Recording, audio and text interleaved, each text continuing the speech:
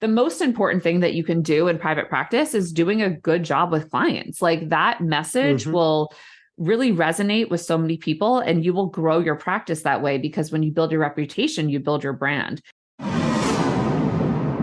This episode is sponsored by Therapy Notes, therapynotes.com. Be sure and check them out, and be sure and use the promo code Gordon, Gordon, and you can try them out for 2 months for free.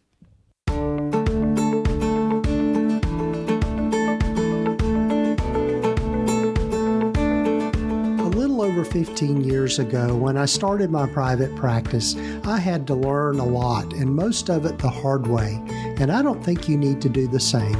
Hi, I'm Gordon Brewer, a licensed psychotherapist, and welcome to the Practice of Therapy podcast, part of the Psychcraft network of podcasts. Join me in this journey of discovery as we have conversations with other leaders and professionals in both the mental and allied health fields. Join us as we explore both the business and clinical sides of running a private practice.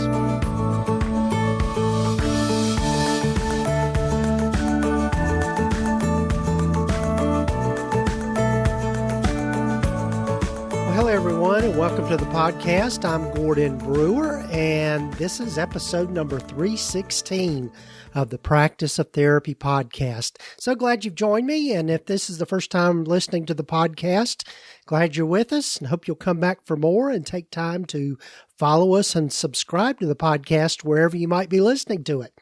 So I'm looking forward to you hearing from my guest today, Jennifer McGurk. And Jennifer was just a delight to talk with. Jennifer is a registered dietitian, and she is working in the dietitian world, I guess, of private practice. And what I love about it is that there's a lot of crossover between what she does and what we do, or what dietitians do and what we do in the mental health field. And that, as you've heard from other previous guests, there's that have been dietitians, there's such a link to the whole eating thing within mental health. And I know there are a lot of you out there that work with folks that might be struggling with some eating disorders and that sort of thing. But anyway, what I love about Jennifer, she's taking a real holistic approach, and we just dive into some of the common, I guess, struggles that most of us in private practice, whether it's in the dietitian world or in the mental health fields that we run into, and just our mindset and how we think about what we're doing and moving our practices forward. So looking forward to you hearing that conversation. And before we get to that, though, I'd love for you to go over and check out mentalhealthwaretn.com. And this is a online store that I've started with my good friend Ashley, and we are trying to just make a difference in the world through what people wear, and just offering t-shirts and clothing that people can wear that have inspirational thoughts or reminders about either their journey through recovery or their journey through mental health.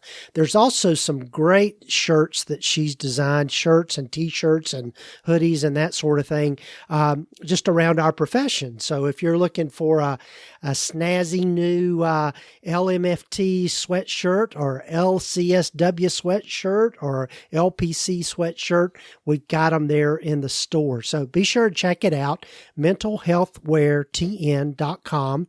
And if you'll use the promo code just POT24, you can get 25% off on your first order. So check the links here in the show notes and go over there and check that out.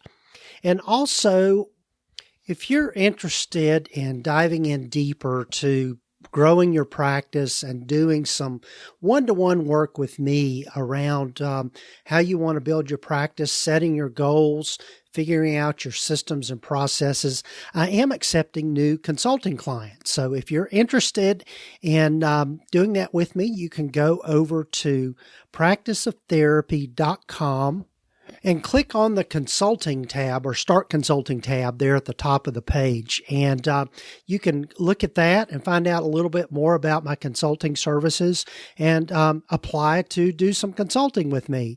One of the things I'll probably have planned for later in the year are doing some groups or some mastermind groups around building your practice and growing your practice, whether it's group practice or just getting started. But anyway, the place to start is just go over and fill out the application, and you can start consulting, or we can begin the conversation. So go over and click on the link and practiceoftherapy.com, just start consulting tab in the menu there at the top, and we can start that conversation. And also, real quickly here, before we get to my conversation with Jennifer, I'd love for you to hear more from one of the members of the Psychcraft Network, along with our sponsor of the podcast, Therapy Notes. Hey there, Daniel Fava here, and if you don't know me, I'm the host of the Private Practice Elevation podcast, where I share online marketing strategies and interviews to help private practice owners attract more clients and scale their businesses. The Private Practice Elevation podcast is part of the Psychcraft network of podcasts, and I'm super excited to be a part of this network alongside Gordon and the great work he's doing. If you haven't discovered the Private Practice Elevation podcast yet, you can find it wherever you listen to your podcasts. I'd love for you to join me as we explore topics like building an effective website for your private practice, search engine optimization, content marketing, and copywriting, as well as my conversations with experienced private practice owners about scaling a practice, outsourcing, team leadership, and all things that will help you elevate your business and create the life you love.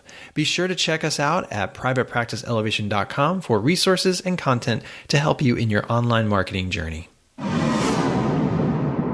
Have you ever wished your private practice could run as smoothly as a well-oiled machine? Well, look no further, because Therapy Notes is here to revolutionize your practice. Therapy Notes is the complete practice management system you've been dreaming of. With everything you need to manage patient records, schedule appointments, meet with clients remotely, create rich documentation, and handle insurance billing, it's your secret weapon for a smoother practice. And the best part? It's accessible wherever and whenever you need it. Yep, even on the go. Imagine having more time for what truly matters, your clients. It's like having an extra set of hands, but digital. And here's the kicker. It's the very EHR Gordon relies on in his own practice. So, you know it's the real deal. Say goodbye to paperwork nightmares and hello to more time and better quality care. Check out Therapy Notes today at practiceoftherapy.com/therapynotes. Oh, and don't forget to use the promo code GORDON to get 2 months free. That's practiceoftherapy.com/therapynotes with the promo code GORDON. Enjoy the show.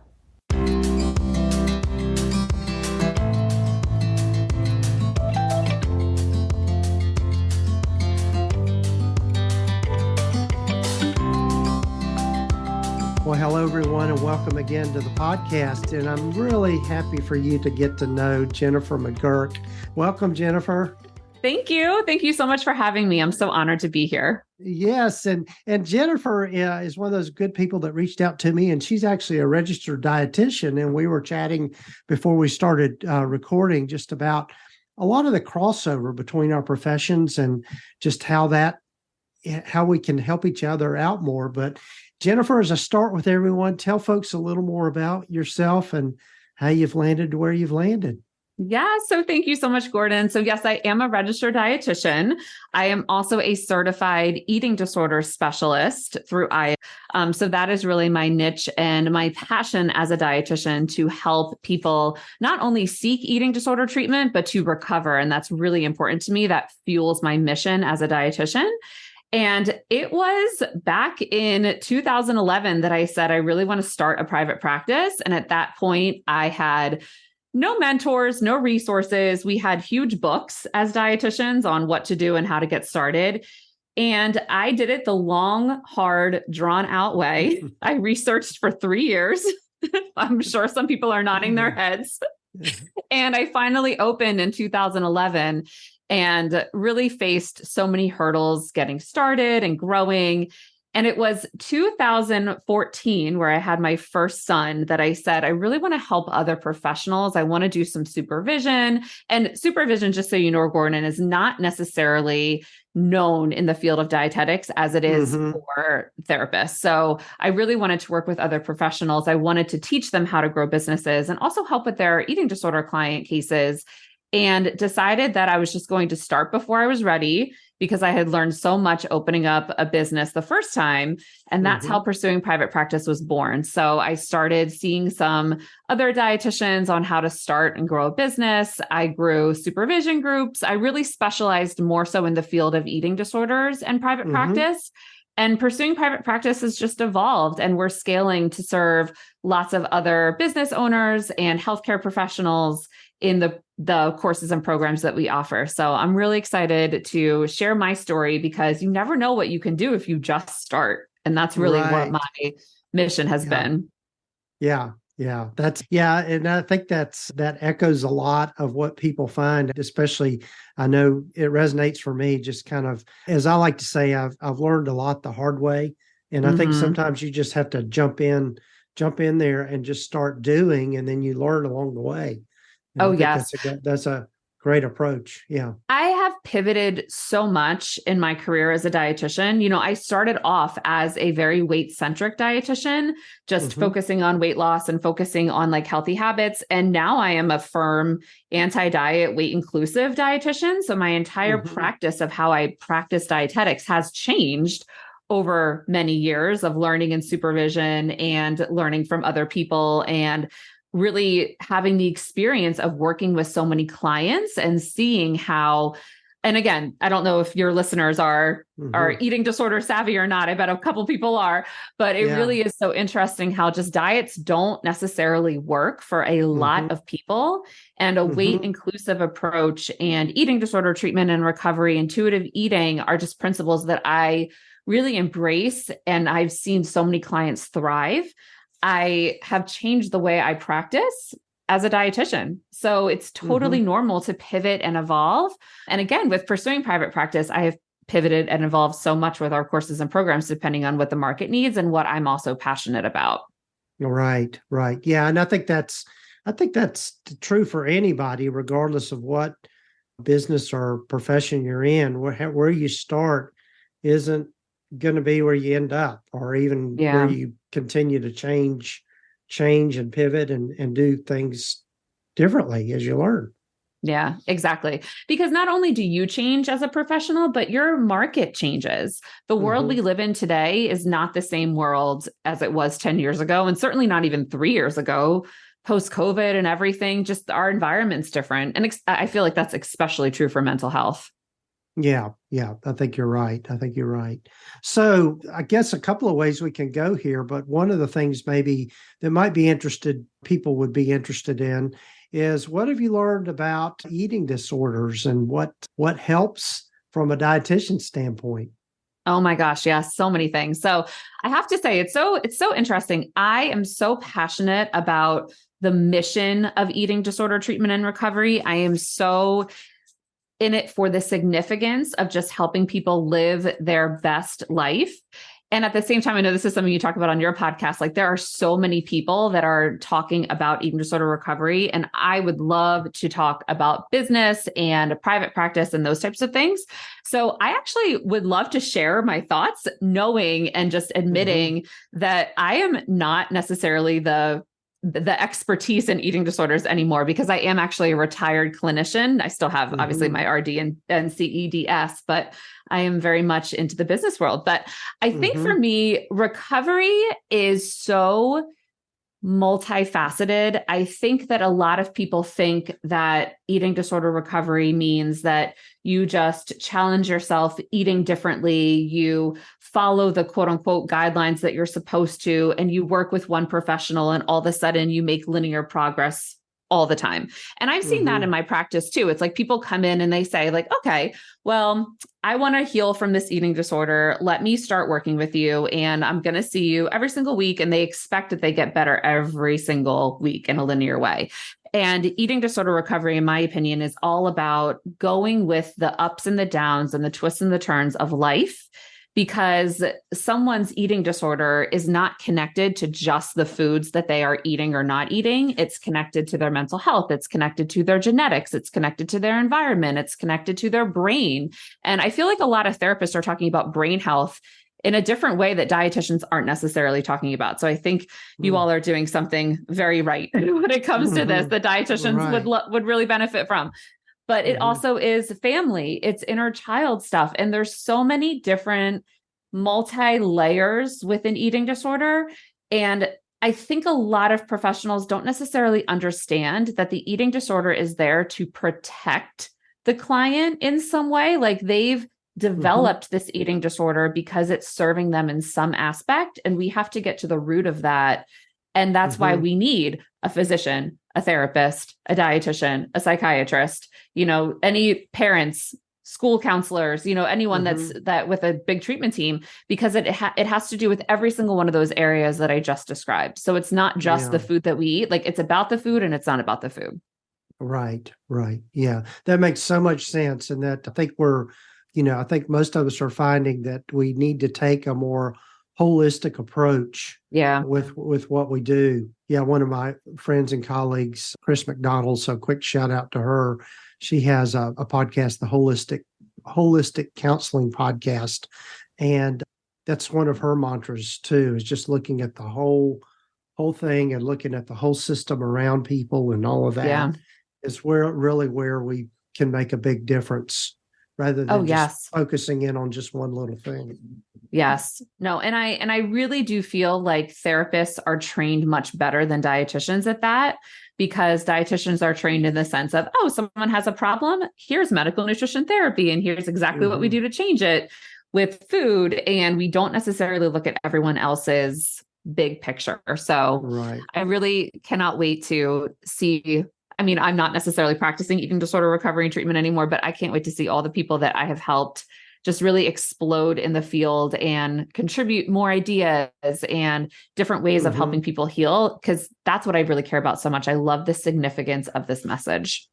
Yeah. So to change gears a little bit again, I know your passion is really helping dietitians go into private practice.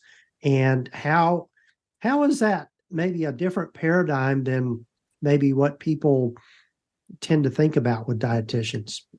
Oh, yeah. So the cool thing is that dietitians can do a lot of different things. So as a trained dietitian, we can go into clinical, we can go into food service, we could go into community. Those are actually the 3 pillars of our dietetic internship. But there's so many options. There's research, there's academia, there's so many different things that we can do. And private practice is a very popular choice among a lot of people. And we don't get any training in business at school besides maybe 1 or 2 courses. There are a couple programs that are doing better with that. So I can't call out everybody, but we don't get any training. We don't necessarily have the skills in entrepreneurship, and we really don't focus on business that much, although it is a popular choice among students and young professionals that they want to start businesses. So I feel like we can change the trajectory of the dietetics profession if we just started a little bit earlier in introducing the fact that you can go into private practice, introducing business concepts, really thinking about how business and clinical intertwine. And I know you've talked about that a lot on your podcast, but the most important thing that you can do in private practice is doing a good job with clients. Like that message will really resonate with so many people, and you will grow your practice that way, because when you build your reputation, you build your brand. And we don't get any training about business. So it really is important that we have these conversations and we teach, especially the people that are interested, that want to start a business, that it's possible for them. So I love to be an inspiration for others that you can do it. Yes. In your work with people that are going into private practice in the dietitian world, what are some of the big obstacles that you've noticed that they have to overcome in getting there? Yes.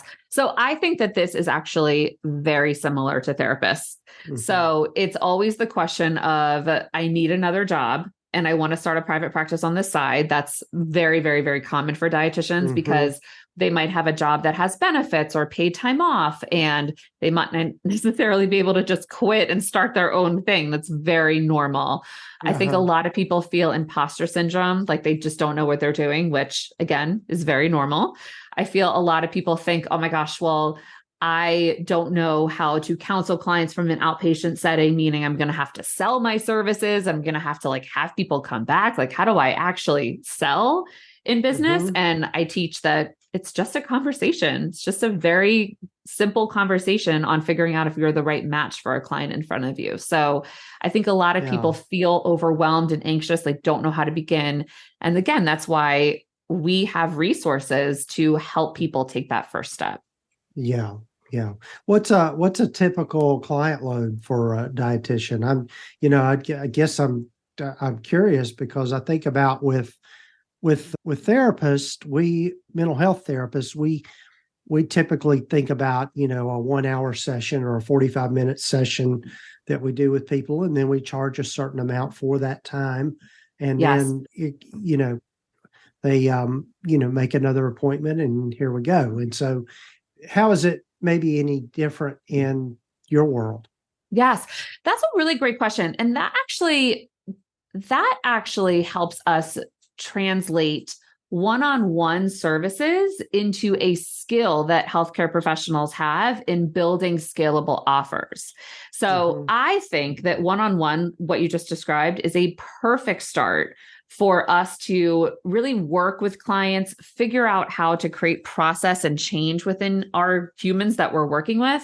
And then we can start to really figure out what are other things that we can do, like selling a group or a course or intellectual property or packages of some sort. Or even if you have a practice already, like maybe even working on an offer for parents of your practice or something like that. So I've seen dietitians really take this one-to-one and translate it into a scalable model, which I love. But you're so right. The most popular type of offer in private practice really is a one-to-one offer, which is fine. And I think a lot of people go into private practice expecting to do that. And then from there, they can see the pros and cons of that because there are pros and cons of that. And then they can expand if they want to. Yeah. I think the only difference is that it depends on the actual client. I think the more therapeutic type of work, eating disorders, family counseling, pediatrics, when you're working with like intense clients that might need more from you, they are usually 1 hour sessions. But sometimes if you're in more of an information type of specialty, which again, I would kind of argue that there is no information type of specialty because behavior change is very much therapeutic, no matter what specialty you're in. But I feel like a lot of dietitians treat the information specialties as a little bit more, or I should say less complex. So sometimes people can offer 15 or 30-minute sessions and they might have more people during the day. Right. Well, what you describe, I think is one thing that people have heard from me before, and that is moving from the one-to-one model of providing services to the one-to-many, and really learning how to leverage your time and your expertise, which is what we provide for people, and in a way that is sustainable and also that can grow, because as people find out, particularly if they're in a solo practice, you reach a ceiling as to how many people you can see and how many people you can, and how much income you can create for yourself in a week's time. And so, you can create an amazing job for yourself in your own private practice, but you have essentially created an amazing job. I think when you create a scalable offer, you get a little bit more freedom than sitting, one-to-one, which again, there's nothing wrong with it. And that's the thing that I hate. I just hate the people that say you have to do this type of business model. There are different business models for different personalities, different strengths, different passions, different stages of life. You are never, ever, ever stuck as a business owner. In fact, I think you have more options as a business owner than you do at a regular job. Right. I totally agree. And I think, and I'm sure it's true for in your profession as it is for us is that the reason that anybody goes into private practice, I think, is to give themselves that autonomy and freedom that they don't have in working for someone else necessarily. Yes. Yeah. Yes, absolutely. So, yeah. Well, good. Well, Jennifer, tell folks more about your podcast and some of the consulting services you have. Yeah. So if you made it this far, you love podcasts. So I always say, come follow mine. It's Pursuing Private Practice, especially for anyone interested in nutrition, dietetics. We have a lot of crossover too with therapists. So please come listen. It's all about not only the different stages of business, but we go through different categories of business. So we recently started to do this and it's working out well. I think we will do this for a very long time. We have a theme each month. So September was vision, October offers, November is finances, December's marketing, January is systems. I'm trying to think. And then February is CEO life. And that's as far as we plan so far. So we definitely break it up by topics. And I'm really excited to see how people like it. Yeah, that's a brilliant idea. I don't always say I'm such a disorganized person. I don't know if I could ever get it in all that order, but but that is a great idea. I love that. Thank you. And so tell folks how they can find you.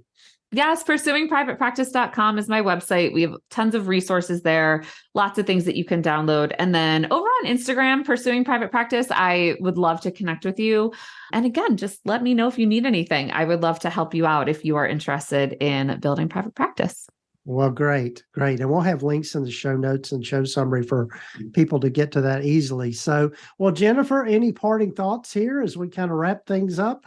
Thank you, Gordon. I just appreciate the chance to be on this podcast. And again, like you said, connecting the overlap of dietitians and therapists is so important. We can learn so much from one another. And I'm just grateful to be here. I can't wait for my audience to listen and start to follow you. Awesome. So thank you so much. Well, thanks, Jennifer. Well, I'm sure we'll have some more conversations here soon.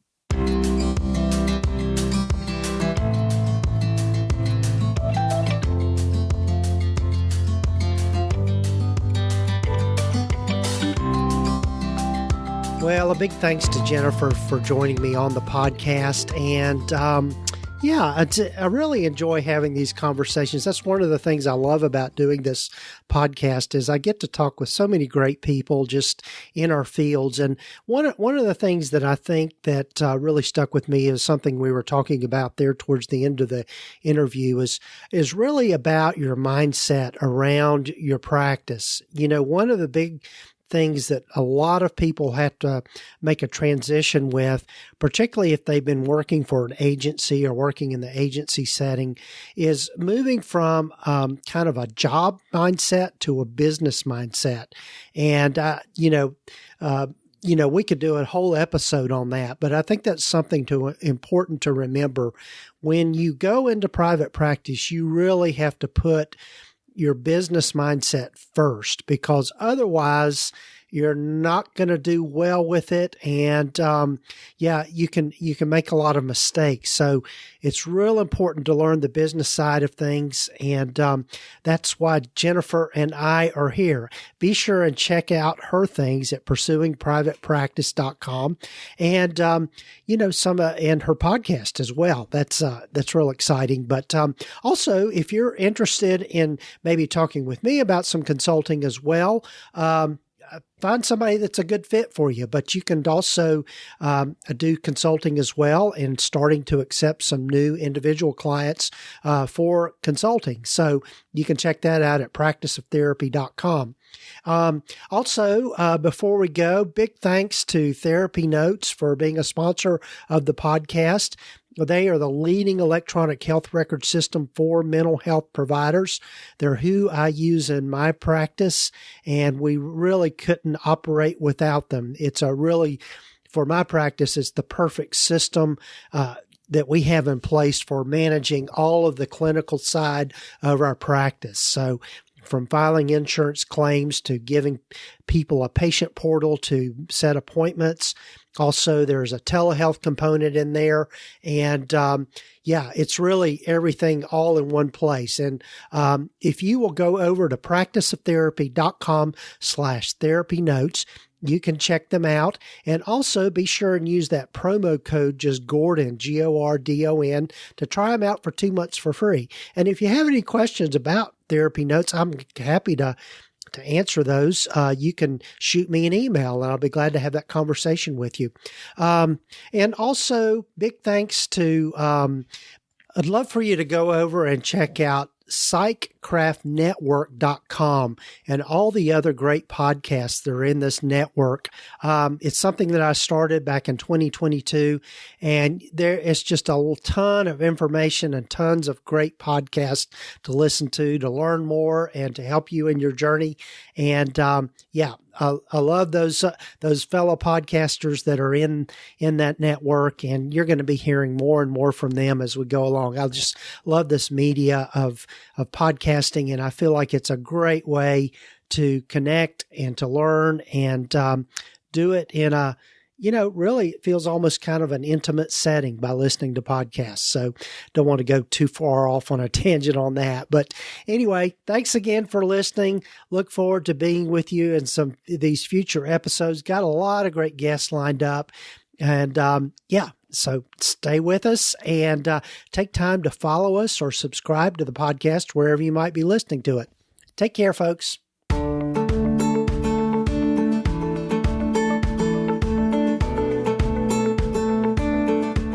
You've been listening to the Practice of Therapy podcast with Gordon Brewer, part of the PsychCraft network of podcasts.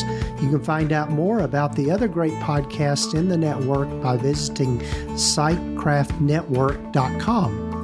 And if you haven't done so already, please visit us at practiceoftherapy.com and get your free private practice startup guide, along with a lot of other great resources and webinars and free things just by visiting. Also, be sure to follow us wherever you might be listening to your podcasts. This podcast is intended to be educational in purpose and is not intended to give legal, accounting, or counseling advice. If you need a professional, find the right person for that.